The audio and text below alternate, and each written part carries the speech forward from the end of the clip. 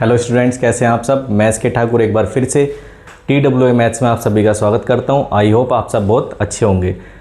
और आज हम इस वीडियो में क्लास 9th का जो नया मैथ्स आया है NCERT गणित मंजरी 2026 और 27 के सिलेबस का, जिसकी chapter number 1 use of the coordinate की हम and of the chapter exercise करेंगे, जिसमें आज हम इस वीडियो के अंदर क्वेश्चन नंबर 1 से लेके क्वेश्चन नंबर 8 तक सॉल्यूशन करेंगे। फिर उसके आगे के जो सॉल्यूशन रह जाएंगे यानी क्वेश्चन रहेंगे, उसके लिए हम दूसरी वीडियो बनाएंगे, ठीक है। और डिटेल में चीज़ों को स्टेप बाय स्टेप समझते हुए करेंगे। जो बच्चे आज इस चैनल पर पहली बार जुड़ रहे हैं वो चैनल को सब्सक्राइब जरूर कर लेना। और एक्सरसाइज 1.1 1.2 का सॉल्यूशन ऑलरेडी इस पर चैनल पर अपलोड है, उसको आप देखकर पीछे का जो भी आपके क्वेश्चंस हैं उसको कवर कर सकते हैं। तो आज की वीडियो में स्टार्ट करते हैं।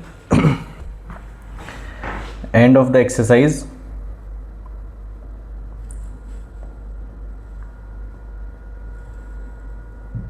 Question number 1।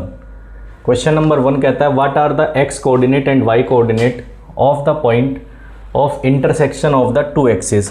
कह रहे हैं जहाँ पर दो एक्सिस जो हैं वो इंटरसेक्ट करते हैं वहाँ पर x और y के कोऑर्डिनेट क्या होंगे। तो बहुत ही सिंपल सा इसका आंसर होगा।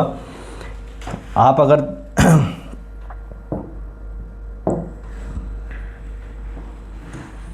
ये हमने एक लाइन ड्रॉ की, ठीक है, ये एक लाइन ये हो गई, क्लियर।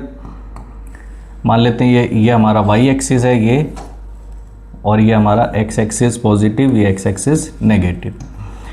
तो दोनों एक्सिस का इंटरसेक्शन पॉइंट ये होगा हमारा, ठीक है। और यहाँ पर सबको पता है कि ये क्या होता है, ओरिजिन पॉइंट। क्या होता है ये, ओरिजिन पॉइंट। और ओरिजिन पॉइंट पर x और y दोनों क्या होते हैं, दोनों के कोऑर्डिनेट क्या होते हैं, 0। तो क्वेश्चन नंबर 1 का हमारा आंसर हो जाएगा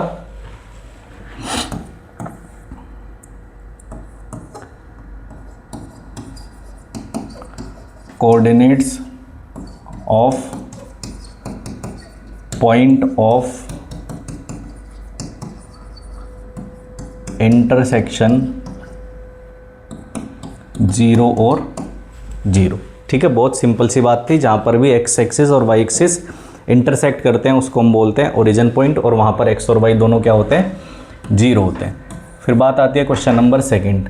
Point W has coordinate equal to -5. Can you predict the coordinate of point H which is on the line through W parallel to the y-axis? Which quadrant can H lie in?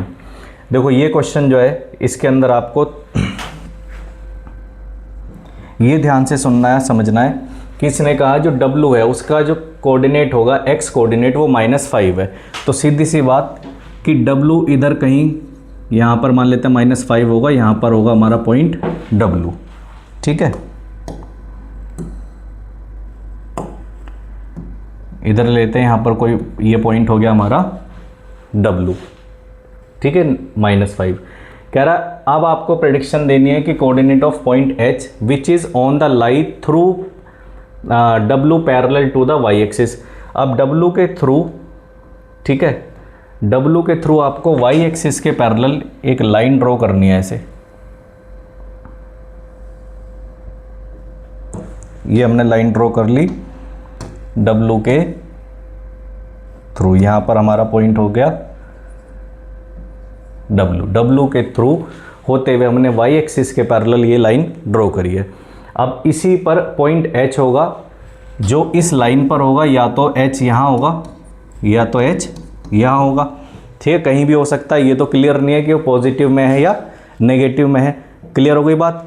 अब आपसे इसने पूछा है कि जो H है वो किस क्वाड्रेंट में लाई करेगा। तो देखो सिंपल सा, अगर H हमारा पॉजिटिव होगा, ठीक है, यानी कि if y will be positive, ठीक है, तो H लाइज इन कौन से क्वाड्रेंट में आएगा, सेकेंड क्वाड्रेंट।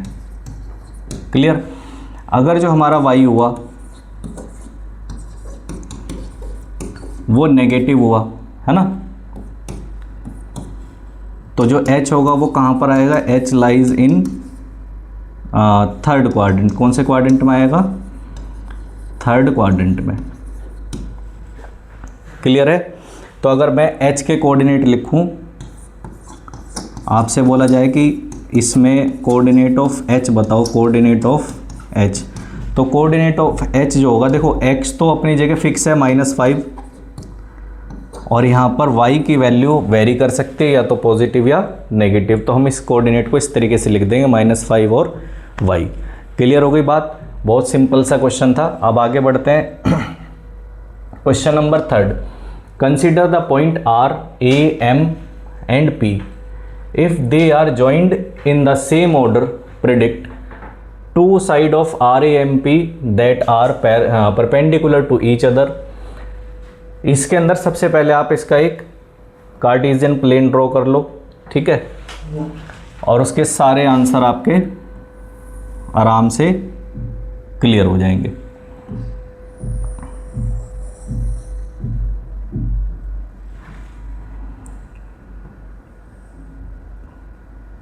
हमने कार्टेशियन प्लेन ड्रॉ किया, y ये हमारा नेगेटिव y, पॉजिटिव x और नेगेटिव x। अब इस पर जो नंबर हैं वो ज़्यादा बड़े नहीं है, 5-6 तक हम नंबर डाल लेते हैं इस पर। 1 2 3 4 5 6, ऐसे इधर -1 -2 -3 -4 -5 और -6। 1 2 3 4 5 एंड 6, -1 -2 -3 -4 -5 -6। क्लियर। ये कार्टेशियन प्लेन हमने ड्रॉ कर लिया। अब इस पर इन पॉइंट्स को आप इजी तरीके से पहले बताओ। पॉइंट R x3 0, x हमारा क्या हो गया, ये 3, ठीक है, और y 0, तो हमारा जो पॉइंट R होगा वो यहाँ पर आएगा, ये हो गया पॉइंट R।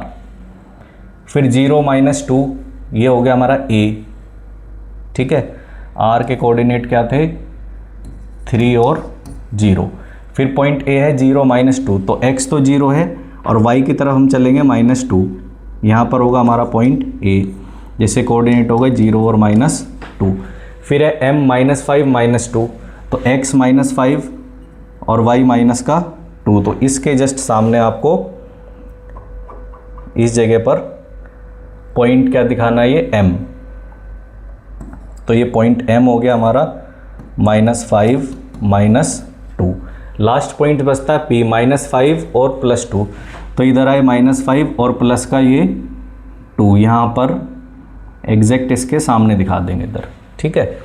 यहाँ पर हो गया ये हमारा पॉइंट P, -5 और 2। क्लियर।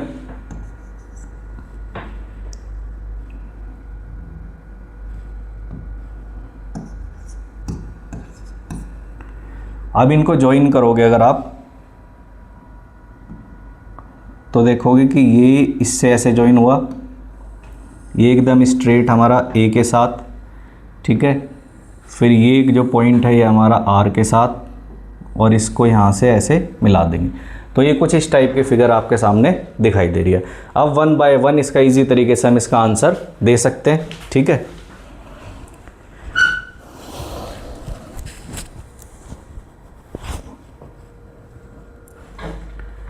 वन बाय वन, पहला क्या है, correct two side of RAMP that are perpendicular to each other. जो RAMP बना है इसमें कौन सी साइड है जो एक दूसरे के परपेंडिकुलर हैं, तो ध्यान से देखो, ये एकदम स्ट्रेट लाइन आ रही है ये, ठीक है, और ये स्ट्रेट लाइन यहाँ से यहाँ तक, तो यहाँ बन रहा है ये हमारा 90 डिग्री। तो PM and AM are perpendicular to each other, तो हम लिख सकते हैं AM परपेंडिकुलर टू PM या PM परपेंडिकुलर टू AM। तो इसको ऐसे लिख दो, AM and PM are perpendicular to each other. ठीक है, ये हो गया हमारा number 1। Clear, point number first. आगे बढ़ते हैं।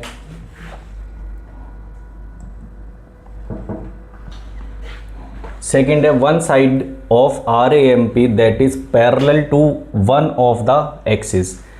RAMP की कौन सी साइड है जो एक एक्सिस के पैरेलल है? तो देखो कौन सी साइड होगी। तो एक तो ये AM किसके पैरेलल है? X एक्सिस के, और जो PM है वो Y एक्सिस से। तो दूसरे का आंसर लिखोगे PM पैरेलल टू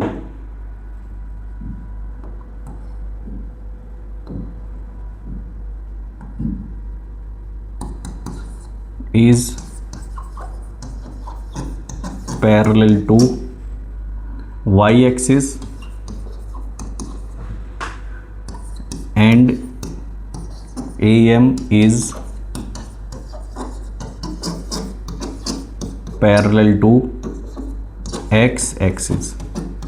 ये हो गई इस दो क्वेश्चन की बात कंप्लीट।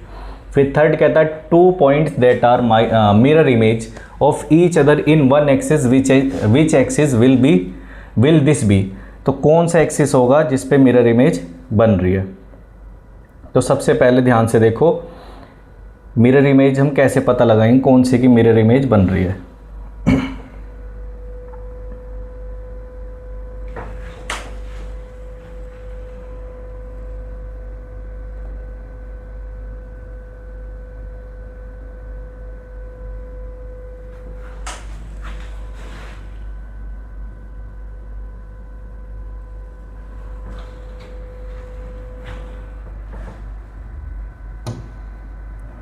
ठीक है, कौन से पॉइंट की हमारी मिरर इमेज बन रही है? तो इसमें ये देखो जो कोऑर्डिनेट लिखे हुए हैं इसको मैं इधर लिख के बताता हूँ कोऑर्डिनेट्स को।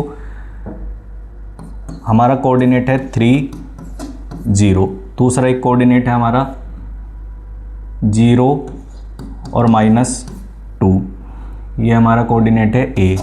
ठीक है, फिर इसके बाद है M -5 -2 और P हो गया हमारा -5 और 2। तो ध्यान से देखो, क्या R और A में कुछ भी सिमिलरिटी दिखाई दे रही है? तो 0 तो सिमिलर दिख रहा है, लेकिन 3 और -2 कोई सिमिलरिटी नहीं है, यानी कि कोऑर्डिनेट्स इसके अलग अलग दिखाई दे रहे हैं। लेकिन M और P में देखोगे तो -5 -2 क्या हो गया? 2 हो गया। तो -5 चेंज नहीं हुआ। -5 किसका कोऑर्डिनेट है? X का। तो इसका मतलब ये हुआ कि जो हमारा मिरर इमेज होगा वो किस एक्सिस पर होगा? X एक्सिस पर। पहली चीज़ तो मिरर हमारा किस एक्सिस पर रखा जाएगा? यहाँ पर X एक्सिस पर। तो जिस एक्सिस पर मिरर होगा उस एक्सिस का कोऑर्डिनेट कभी भी चेंज नहीं होगा, उसका अपोजिट एक्सिस का जो कोऑर्डिनेट होगा वो चेंज हो जाएगा। जैसे यहाँ पर हो रहा -2, ठीक है, -2 इधर होगा तो इस साइड में क्या दिखाई देगा? +2। या हम कहें +2 है तो इधर क्या दिखाई देगा? -2। ठीक है, तो क्वेश्चन नंबर जो थर्ड हुआ उसके लिए जो हमारा आंसर हुआ, तो ये दो कोऑर्डिनेट हैं जिनकी मिरर इमेज बन रही है, और कौन से एक्सिस पर? On X axis. किस एक्सिस पर बन रही है? X एक्सिस पर। तो क्वेश्चन नंबर 3 तक भी हमारा एक सॉल्यूशन पूरा कंप्लीट हो गया। किसी को किसी क्वेश्चन में अगर डाउट हो तो वो कमेंट करके पूछ सकता है। ठीक है, क्वेश्चन नंबर 4 की तरफ बढ़ते हैं।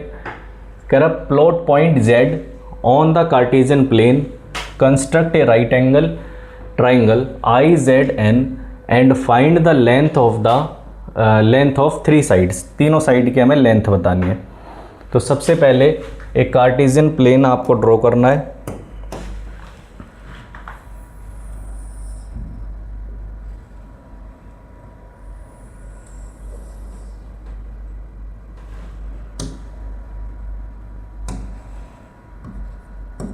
ये y, ये -y, x और -x। अब इस पर नंबरिंग लिख लेते हैं 1 2 3 4 5। -1 -2 -3 -4 -5। 1 2 3 4 5, -1, -2, -3, -4, -5। ठीक है। अब जो पॉइंट जेड है उसके कोऑर्डिनेट क्या है, 5 और -6। सिंपल सा आपको बस उसको देखना, 5 और 6। तो प्लस का 5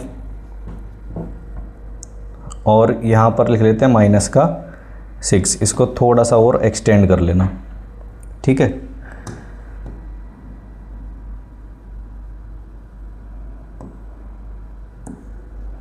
तो इधर हो गया 0.6। अब हमें राइट एंगल ट्रायंगल ड्रॉ करना है। पॉइंट हमारा ये हो गया, इधर 6 के सामने और इधर 5 के सामने। आपको एकदम स्ट्रेट लाइन ये ऐसे लेके आनी है। यहाँ पर हो गया हमारा ये पॉइंट। अगर मैं इसको इससे मिला दूँ, ठीक है, तो इधर हो जाएगा पॉइंट जेड, जिसको लिखेंगे 5 और -6। अब इस पे हमें राइट एंगल ट्रायंगल ड्रॉ करना है। तो राइट एंगल ट्रायंगल ड्रॉ करने के लिए अगर मैं इस लाइन को इसको ऐसे करके मिला देता हूँ, ये तो बन गया राइट एंगल ट्रायंगल। ठीक है। अब यहाँ के जो कोऑर्डिनेट हुए इस लाइन पर, देखो ये क्या है, 5। अगर मैं यहाँ का कोऑर्डिनेट देखूँ तो हो जाएगा 0। इसको हम नाम दे देते हैं ए। फिर ये जेड है, सॉरी इन्होंने नाम दिया हुआ है ना, तो इसको बना लेते हैं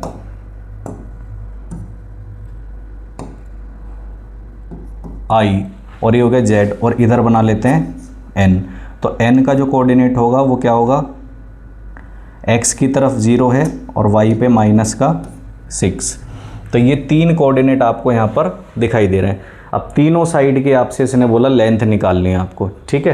अब तीनों साइड की जो लेंथ है वो हम कैसे निकालेंगे।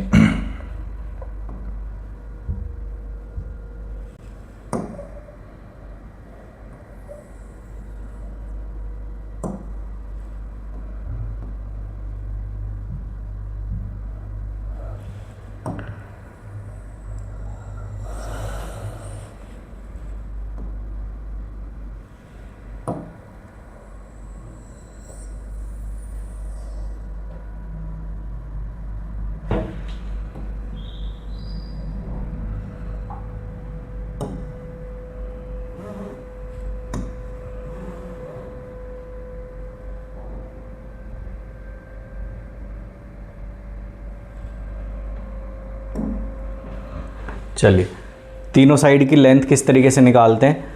तो डिस्टेंस फॉर्मूला मैंने बताया था पहले। डिस्टेंस फॉर्मूला क्या होता है, दो पॉइंट जिसके कोऑर्डिनेट आपको पता है उसके बीच में डिस्टेंस निकालने के लिए x2 - x1 then y2 - y1 का होल स्क्वायर। ठीक है। तो 1 बाय 1 हम इसमें डिस्टेंस निकाल लेते हैं। ये हो गया हमारा जेड आई।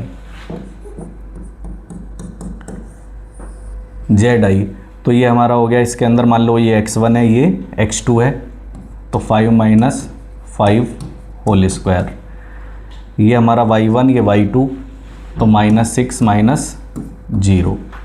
5 - 5 0 होगा, 0 का स्क्वायर 0, -6 में से 0 घटाओगे -6, तो ये आ जाएगा 36।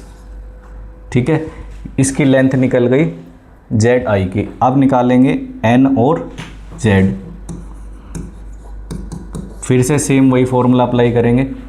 तो ये हमारा x1, ये x2, तो लिखो 0 - 5 प्लस, फिर देखो ये हमारा y1, y2 -6, और इसमें से माइनस क्या करना है हमें, माइनस का 6। तो जब माइनस का 6 माइनस करोगे तो माइनस माइनस क्या हो जाएगा, प्लस। ठीक है। तो -5 का स्क्वायर 25, और इधर क्या बचेगा 0। तो √25 बाहर आएगा, कितना आ जाएगा 5 यूनिट। ये हो गया हमारा 6 यूनिट। लास्ट कौन सी लेंथ बची, आई और एन। आई एन, फिर वही x1 x2। ठीक है। तो 0 - 5 यानी x2 - x1। ये हो गया हमारा y2 - y1 -6 - 0। तो 0 में से -5 गया, माइनस का 5 बचेगा, -5 का स्क्वायर करो कितना आएगा 25, प्लस -6 का स्क्वायर करोगे 36, दोनों को ऐड कर दोगे तो 6 5 11, 61 यूनिट, √61 यूनिट, ये हमारा आंसर आ जाएगा। ठीक है, तो ये तीनों साइड हमारी ट्राइंगल की निकल गई, ZI, ZN और IN। अब इसके अंदर चीज़ें आपको क्लियर हो गई होंगी, लेकिन इस क्वेश्चन में एक चीज़ ध्यान रखना, सबका आंसर अलग होने की पूरी पॉसिबिलिटीज़ हैं, क्योंकि जैसे हमने इस लाइन को यहाँ से यहाँ जोड़ा है। ठीक है, तो अकॉर्डिंग टू क्वेश्चन देखो क्या लिखा हुआ, आंसर में differ from person to person answer जो है चेंज हो सकता है, यानी कि इसका एक कोई फिक्स सॉल्यूशन नहीं है। जैसे मैंने इसको यहाँ से यहाँ मिलाया, अगर मान लो किसी ने इसको ऐसे मिला दिया तब भी तो राइट एंगल ट्राइंगल बनेगा ऐसे करके। ठीक है, ये किसी ने एंगल को दूसरे एंगल से इसको जोड़ दिया, एंगल इसका डिग्री एंगल कम कर दिया, तब भी क्या बनेगा राइट एंगल ट्राइंगल। तो person to person answer vary इसका कर सकता है। हमने जिस तरीके से इसका एंगल लिया है उसके अकॉर्डिंग ये सॉल्यूशन इसका बनेगा। ठीक है, अब आगे बढ़ते हैं क्वेश्चन नंबर 5 की तरफ। What would a system of coordinate be like if we did not have negative number, would this system allow us to locate all the points on a 2D plane. चलो सबसे पहले एक 2D plane बनाओ। Coordinate हम पढ़ रहे हैं तो ये तो आपको बार बार बनाना पड़ेगा। ठीक है, और इसको बनाना ज़रूर।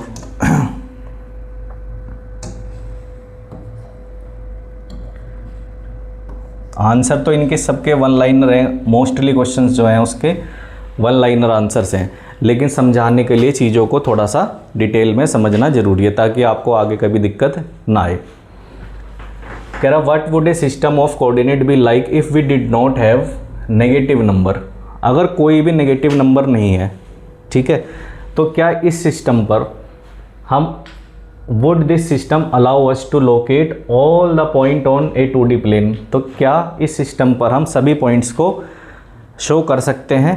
तो आपको आंसर क्लियर हो गया हो कि नहीं। अब कैसे नहीं, तो देखो जो हमारा फर्स्ट क्वाड्रेंट होता है वो पूरा पॉजिटिव है, सेकंड क्वाड्रेंट माइनस और प्लस है, थर्ड क्वाड्रेंट माइनस माइनस है, फिर इसके बाद प्लस और माइनस है। तो देखोगे तो 3 क्वाड्रेंट ऐसे हैं, फर्स्ट सेकंड और ये थर्ड, तीनों में ही नेगेटिव, इधर तो दोनों ही नेगेटिव हैं और इधर भी नेगेटिव। तो 3 क्वाड्रेंट के लिए तो नेगेटिव नंबर मैंडेटरी हो गया एक तरीके से। ठीक है, यानी कि अगर इन क्वाड्रेंट की तरफ हमें चलना है तो नेगेटिव वैल्यू हमारे पास होनी चाहिए। इसमें आना है तो दोनों नेगेटिव, इसमें जाना है तो एक नेगेटिव एक पॉजिटिव, सेम इसमें भी है। तो अगर कोई भी नेगेटिव नहीं है तो एक ही क्वाड्रेंट बनेगा। तो ऐसा तो 2D प्लेन हमारा होता नहीं है, कार्टेशियन प्लेन, उसके अंदर 4 क्वाड्रेंट हमेशा बनते हैं। ठीक है, तो इस क्वेश्चन का आंसर क्या हो जाएगा,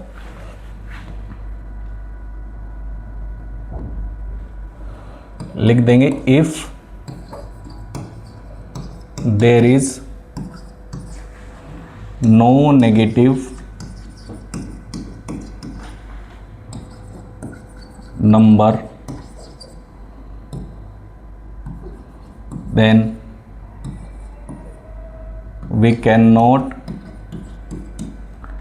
ठीक है, locate all the numbers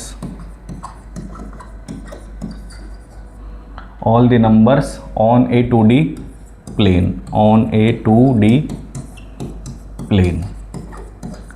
simple, इतना लिख के आपको इसको छोड़ देना, ये हमारा आंसर कंप्लीट हो गया। ठीक है, क्वेश्चन नंबर नेक्स्ट है, question number 6। Are the point M A G on the same straight line, suggest a method to check this without plotting and joining the point. बिना कार्टेशियन प्लेन के हमें ये बताना है कि क्या ये तीनों नंबर एक स्ट्रेट लाइन में है या नहीं। तो बहुत ही सिंपल है इसको बताना, डिस्टेंस फॉर्मूला इसके अंदर हम यूज़ करते हैं। तो कोऑर्डिनेट हमारा जो फर्स्ट कोऑर्डिनेट लिखा हुआ है वो है M, -3 -4, फिर है A 0 0, इसके बाद है G 6 और 8। तो पहले डिस्टेंस फॉर्मूला M और A में अप्लाई करो, x2 minus x1 y2 minus y1। Clear. ये सपोज करते हैं हमारा x2 है, ये x1, तो 0 माइनस का 3 करेंगे तो ये प्लस हो जाएगा, y2 0, उसमें से -4 घटाओगे तो ये भी प्लस का 4 हो जाएगा। तो 3 का स्क्वायर 9, 4 का स्क्वायर 16, 16 प्लस 9 कितना होता है 25, 25 स्क्वायर रूट से बाहर आएगा कितना आएगा 5 यूनिट। अब इसके बाद सेकंड A और G में डिस्टेंस का फॉर्मूला अप्लाई करो, x2 minus x1 y2 minus y1। जब भी ये क्वेश्चंस करो, कोई भी मैथ्स के सवाल करो, ठीक है, बेशक 10 सवाल एक जैसे हों सारे और 10 में सेम फार्मूला लिखना है, तो उस फॉर्मूले को आप 10 बार लिखो, ठीक है। डायरेक्ट वैल्यू लगाने से थोड़ा सा बचो, उससे क्या होगा, बार बार उस फॉर्मूले को लिखने से वो हमेशा आपको याद रहेगा, आप लाइफ टाइम उसको कभी भी भूलोगे नहीं। तो यहाँ लिखेंगे 6, ये हमारा हो गया x2, ये x1, 6 माइनस 0, 8 माइनस 0, तो 6 माइनस 0 6 आएगा, 6 का स्क्वायर 36, 8 का स्क्वायर 64, दोनों को ऐड करते हैं तो हमारे पास आता है 100, ठीक है। तो ये हो गया 10 यूनिट। अब 2 में हमने डिस्टेंस लगाया, अब M और G फर्स्ट और लास्ट वाले में, इसमें भी डिस्टेंस फॉर्मूला अप्लाई करेंगे। फिर से same x2 minus x1 y2 minus y1, ठीक है। x2 माइनस x1, 6 में से -3 माइनस करना है, तो ये हो जाएगा प्लस। 8 माइनस 4 करेंगे तो माइनस क्या हो जाएगा, ये प्लस का 4। 6 प्लस 3 9, 9 का स्क्वायर 81, 8 प्लस 4 12, 12 का स्क्वायर कितना हो जाएगा 144। इसको ऐड करोगे तो आ जाएगा 225, 225 15 का स्क्वायर होता है, तो 15 यूनिट।